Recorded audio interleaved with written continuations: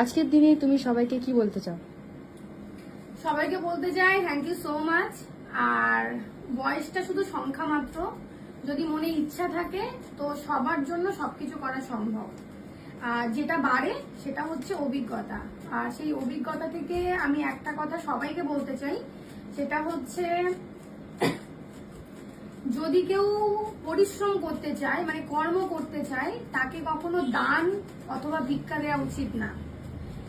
যদি কিছু করার হয় তাদেরকে সাপোর্ট করো, পিছন থেকে তাদেরকে সাপোর্ট করো কি সামনে থেকে সাপোর্ট করো, তাহলে তারা আরো অনেক দূর যাবে।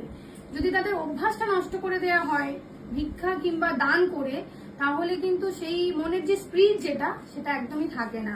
তো আমার এতদিনের অভিজ্ঞতাতে আমি এটাই বলতে চাই। আর আজকের এই যে সবকিছুর অ্যারেঞ্জমেন্ট করেছে আমার স্টুডেন্টসরা, তো কালকে থেকে আমি সারপ্রাইজ হচ্ছি।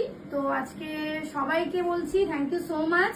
ওরা এতটা সুন্দরভাবে প্রেজেন্ট করার জন্য, যদিও বয়সটা এখন সেই রকম নেই এইরকম ভাবে মানে দাঁড়ানোর মতো, তো তবুও ওদের আবদার রাখার জন্যই আজকে আমি এখানে দাঁড়িয়ে আছি। তো থ্যাংক ইউ সো মাচ সবাইকে। কতটা কি শেখাতে পারলাম, কতটা কি বোঝাতে পারলাম জানি না, কিন্তু আমি আমার মন থেকে চেষ্টা করি উজাড় করে দিতে। আর আমাদের যে নেক্সট যে ব্যাচ স্টার্ট হচ্ছে সেটা কিন্তু